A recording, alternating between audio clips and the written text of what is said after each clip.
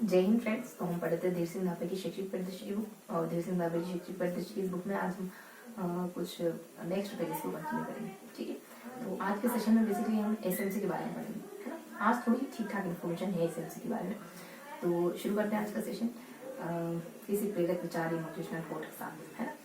तो एक छोटी सी स्टोरी ध्यान रखेंगे कि एक महिला थी, उसकी दो लड़कियां थी, है ना।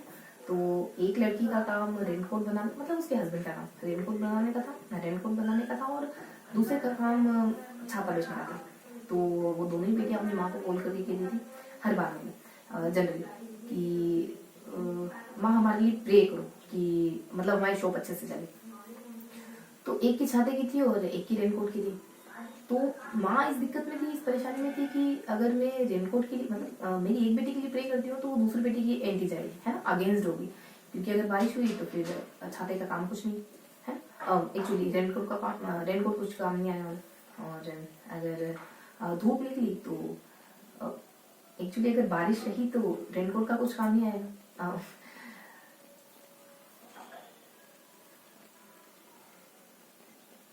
एक सेकेंड है ना। देखो ये परिणाम है अटैचमेंट का।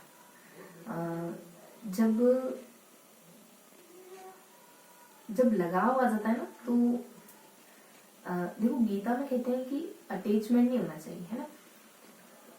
अटैचमेंट से चीजें इतनी सही से नहीं होती, है ना।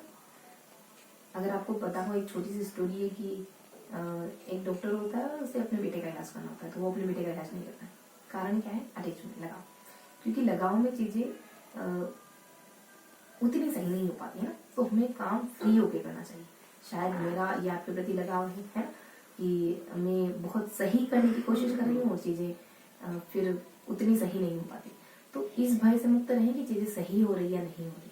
ठीक है, बस ये सोचें या ये मान के चले कि आप उनको इंजॉय कर पा रहे या नहीं कर पा रहे। ठीक है, तो मैं आपसे बस ये कहना चाह रही थी कि तो परेशान हो जाती माँ, है ना, कि मैं किसके लिए प्रे करूँ, अपनी किस बेटी के लिए प्रे करूँ। तो है ना, और वो हमेशा दुखी रहती थी। कैसे दुखी रहती थी? क्योंकि बारिश होती थी तो उसकी दूसरी बेटी परेशान है, और अगर धूप निकलती तब भी बेटी परेशान है ना। तो अब क्या किया जाए? तो शायद पता नहीं वो किसी से मिली होगी और तब किसी ने उसको सजेस्ट करा कि जब कभी धूप निकले तो तुम दूसरी बेटी को याद करो, और जब कभी बारिश हो तो तुम उस बेटी को याद करो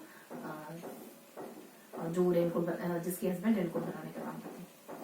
तो इस तरीके से तुम हमेशा खुश रहोगी, है ना, मतलब तुम्हारी समस्या का निदान हो जाएगा।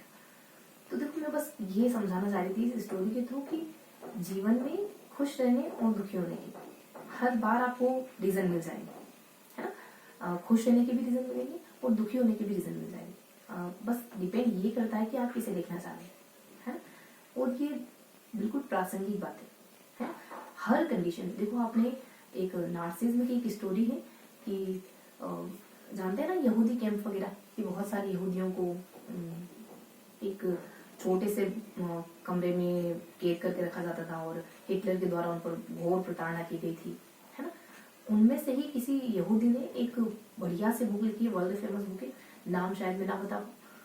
उस बुक में वो उस कैंप में भी खुश रहने की रीजन बताते हैं, ऐसा कुछ बुक है और बहुत फेमस बुक है। तो अज्यूम करके चलो कि जहाँ आपको हर रोज शारीरिक रूप से प्रताड़ित किया जा रहा है, थोड़ा सोचो इस बात को कि हर रोज जहाँ आपको शारीरिक रूप से प्रताड़ित किया जा रहा है और तब भी आप खुश हो, तब भी आप हंस रहे हो, तो उस स्थिति को अज्यूम करो, है। अगर आप किसी के चाटा मारते हो, सामने वाला हंसता है तो हम खिलना जाते हैं कि पता नहीं क्यों हंस रहे हैं, हमें गुस्सा आने लगता है। ठीक है, बस मैं आपको कुछ समझाना चाह रही थी, है। आई होप मैं समझाने में कुछ हद तक सक्सेस हुई हूँ। ठीक है, जिंदगी में हमेशा पॉजिटिव पहलू को देखिए, सकारात्मक पहलू को देखिए। ठीक है, तो शुरू करते हैं आज का सेशन। तो बेसिकली आज हम एसएमसी के बारे में पढ़ेंगे। तो एसएमसी के बारे में क्या जानेंगे? एसएमसी में सदस्यों की संख्या कितनी होती है, एसएमसी की बैठक कब होती है ना। एसएमसी की कार्यकारिणी समिति के बारे में जानेंगे और इस तरीके से कुछ बेसिक जानकारियां पढ़ेंगे, है ना। 1 से 8 तक में SMC होती है, 1 से 10 तक में SDMC होती है और डेवलपमेंट तक। तो कुछ बेसिक बातें पता करेंगे, ठीक है। और इसके कोरम के बारे में और सभा वगैरह, है ना, और इसके सदस्य, पदेन सदस्य, अध्यक्ष, पदेन अध्यक्ष, ये सब बेसिक इंट्रोडक्शन है।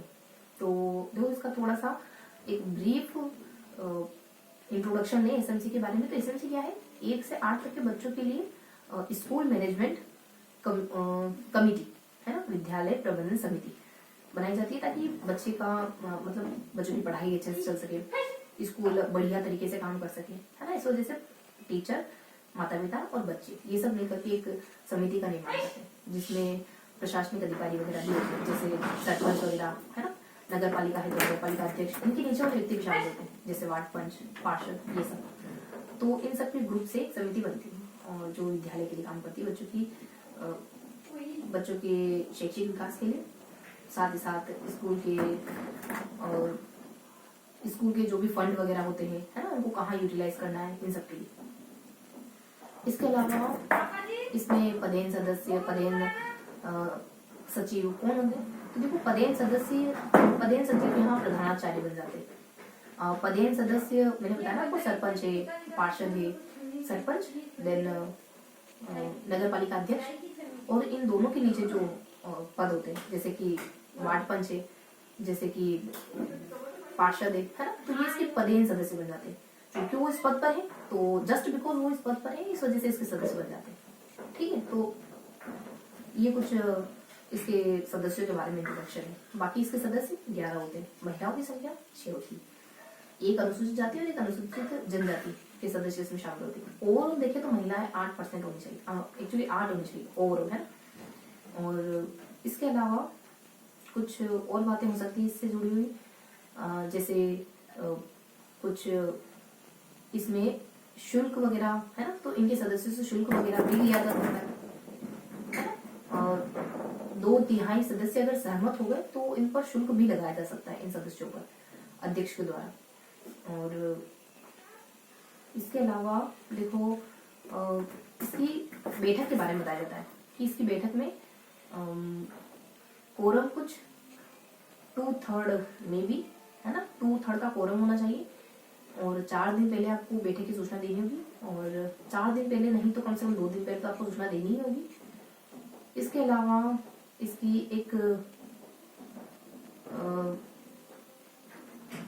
इसके अलावा अपन और क्या जान सकते हैं इसके बारे में? इसकी सभा के बारे में बताया है, मतलब इसकी बैठक के बारे में। और इसके कार्य क्या होते हैं? तो देखो SMC के कार्य होते हैं बच्चों की शिक्षा को गुणवत्ता युक्त बनाना, है ना, और विकास हेतु अनुदान वगैरह, है ना, इसको मैनेज करना, स्कूल को जो अनुदान वगैरह मिलता है ना, उसको मैनेज करना। इसके अलावा कुछ तो मेनली ये काम होते हैं इसके, है ना। इसके अलावा और क्या जान सकते हैं अपन SMC में? SMC में सदस्य हमने देखे, हमने इसमें सभा कब होती है, कैसे होती है, कितने कोरम वगैरह, है, वो सब जाना। इसके अलावा कुछ इसकी कार्यकारिणी सभा भी होती है, जो इसके कामों को अप्लाई करती है, लागू करती है एक्चुअली में, ठीक है। तो ये कुछ बेसिक सा इंट्रोडक्शन दिया है मैंने, बहुत फाइन तो नहीं, लेकिन कुछ जाना है हमें, ठीक है। इसके अलावा हम और जानने की कोशिश करें तो क्या पता कर सकते हैं? सदस्यों के बारे में हमने पता करा, SMC, और तो इस तरीके से, ठीक है, जितना भी हमने जाना है और जितने भी 2-5 बिंदु हमने डिस्कस करें उनको थोड़ा सा नोट डाउन करें, ठीक है, इन 3 पेजेस में। इसके अलावा मे भी कुछ इन्फॉर्मेशन और है जो शायद मुझसे थोड़ी मिस हो रही है, ठीक है। तो जितना भी हमने डिस्कस करा है उसको थोड़ा सा नोट डाउन करेंगे कि हमने क्या क्या देखा, ठीक है। जैसा कि मैं अभी जस्ट बात कर ही रही थी कि हमेशा सकारात्मक पहलू पर निकाल के, ठीक है। तो देखते हैं कि हमने क्या क्या देखा है, ठीक है। तो यहाँ हम विद्यालय प्रबंधन समिति को देख रहे हैं ना, विद्यालय प्रबंधन समिति। तो क्या जाना हमने? सिर्फ उतना जाना है जो इन 3 पेज में गिवन है, और शायद उसमें से भी कुछ है ना कुछ इन्फॉर्मेशन मिस हो गई या लेक ऑफ इन्फॉर्मेशन। ठीक है, तो विद्यालय प्रबंधन समिति बेसिकली इसके सदस्यों के बारे में देखते हैं सबसे पहले। तो इसके सदस्य कौन कौन हो सकते हैं? ठीक है, तो इनके सदस्यों में कुछ सदस्य संख्या है, सदस्य संख्या 11 वगैरह हो जाती है। देन फिर इसमें पदेन सदस्य है, इसके अध्यक्ष उपाध्यक्ष है ना, तो अध्यक्ष वगैरह है ना, उपाध्यक्ष वगैरह, उपाध्यक्ष। ठीक है, देन पदेन सदस्य, पदेन सचिव, पदेन सचिव व पदेन सदस्य है ना। इसके अलावा सदस्य जो जुड़ी हुई थोड़ी मतलब सदस्य से कुछ जुड़ी हुई जानकारी याद रखोगे तो 11 सदस्य होते हैं, 6 महिलाएं हैं और एक एसटी और एक एससी के कैंडिडेट इसमें होते हैं। ठीक है, अध्यक्ष कौन होता है, उपाध्यक्ष कौन होता है? तो निर्वाचित व्यक्तियों में से किसी एक को अध्यक्ष और निर्वाचित व्यक्तियों में से किसी एक को उपाध्यक्ष बना दिया जाता है। पदेन सचिव कौन होते हैं? प्रिंसिपल वगैरह। पदेन सदस्य कौन होते हैं? जो भी सरपंच, परिषद, इनके नीचे वार्ड पंच, पार्षद, ये सब पदेन सदस्य हो जाते हैं। तो ये सदस्यों से जुड़ी हुई कुछ बेसिक्स इन्फॉर्मेशन है। ठीक है, और टोटल महिलाओं की संख्या को लेकर यहाँ एक बात कही गई है कि टोटल महिलाओं की संख्या 8 होनी चाहिए। कितनी होनी चाहिए? 8 होनी चाहिए। ठीक है, तो महिलाओं की संख्या टोटल 8 होनी चाहिए। इसके अलावा देखो मनोनीत सदस्य भी होते हैं, तो नेक्स्ट बिंदु ध्यान रखोगे मनोनीत सदस्य से जुड़ा। मनोनीत सदस्य वैसे तो विधानसभा सदस्य के द्वारा मनोनीत किया जाता है एक सदस्य, 2 सदस्य एक्चुअली, इसमें मनोनीत सदस्यों की संख्या 2 होती है। विधानसभा सदस्य के द्वारा मनोनीत किए जाते हैं दोनों। एक हो सकता है अपने कोई टीचर वगैरह, कोई अभिभावक, दूसरा शिक्षा शास्त्री या फिर बच्चा है या फिर बालक। तो या तो अभिभावक हो सकता है या फिर गार्जियन वही है। इसके अलावा या तो बालक हो सकता है या फिर शिक्षा शास्त्री हो सकता है, शिक्षा शास्त्री हो सकता है, शास्त्री हो सकता है। अभिभावक अगर नहीं हुआ तो इसके स्थान पर कोई राष्ट्रीय पुरस्कार प्राप्त टीचर हो सकता है। ठीक है, तो ये इसके मनोनीत सदस्य कुछ बेसिक इन्फॉर्मेशन है।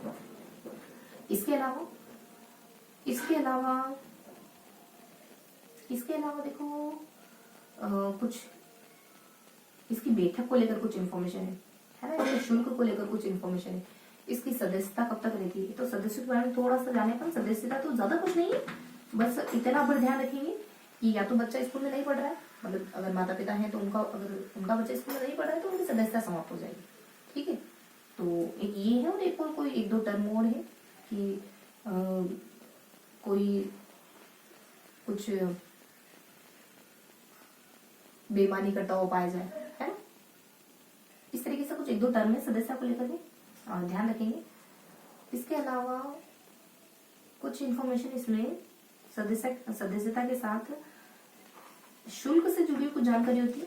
ठीक है, वैसे तो शुल्क देना अनिवार्य नहीं होता, लेकिन अगर 2/3 सदस्य कहें कि शुल्क लगाना चाहिए, इन्हीं में से है ना, इन्हीं सदस्यों में से अगर 2/3 सदस्य सहमत हो जाए, बहुमत मिल जाए, तो शुल्क वगैरह इन पे लगाया जा सकता है ना। इसके अलावा देखो इसकी कार्यकारिणी सभा होती है, कार्यकारिणी उसके बारे में क्या इन्फॉर्मेशन है, तो कार्यकारिणी के बारे में बताया जाता है कि कार्यकारिणी के बारे में जानकारी ये है कि इसके जो कार्यकारिणी, ठीक है, मुझे थोड़े बड़े शब्द लिखने चाहिए ना। चलो, तो कार्यकारिणी सभा में बताया जाता है कि इसके जो अध्यक्ष उपाध्यक्ष होते हैं ना, वो ही साधारण सभा के अध्यक्ष उपाध्यक्ष होते हैं, अध्यक्ष व उपाध्यक्ष। इसके अध्यक्ष उपाध्यक्ष, कार्यकारिणी के अध्यक्ष उपाध्यक्ष ही साधारण सभा के अध्यक्ष उपाध्यक्ष होते हैं। इसके अलावा विद्यालय प्रबंधन समिति में और क्या गिवन है यहाँ, तो ये कुछ बेसिक इन्फॉर्मेशन थी जो यहाँ पे गिवन थी। ठीक है, इसके अलावा देखो 2 पेजेस में बिल्कुल लमसम एक से इन्फॉर्मेशन थी, है ना। इसके अलावा अपन डिस्कस कर सकते हैं। देखो एक फर्स्ट पेज था जिसमें एसएमसी और एसडीएमसी की में भी स्थापना, ये कब समय काल था ना कि ये कब एग्जिस्ट में आए, तो इस तरीके से कुछ बेसिक जानकारी थी, मैं भी थोड़ा अस्पष्ट है मुझे, है। तो ये कुछ बातें हैं, थोड़ा सा ध्यान रखेंगे इनको। तो ये था आज का सेशन। जिसमें हमने कुछ समझने की और चीजों को थोड़ा सा स्पष्ट करने की कोशिश करी, है ना। बहुत ज्यादा नहीं, लेकिन कुछ कुछ हमने समझा है ना। विद्यालय प्रबंधन समिति के बारे में जो भी शैक्षिक परिदृश्य की धीरे सिंह धाबे के योग में दिया था। अब आपको एक बार पीडीएफ से गो थ्रू जरूर होना होगा, ठीक है, तब जाके चीजें आपको बहुत ज्यादा स्पष्ट हो पाएगी। पीडीएफ आप टेलीग्राम ग्रुप पर ज्वाइन करके ले सकते हैं, ठीक है। तो ये था आज का सेशन, फिर मिलेंगे इसी के अगले सेशन में। तब तक के लिए हंसते मुस्कुराते रहिए, दिल से पढ़ाई करते रहिए। जय हिंद।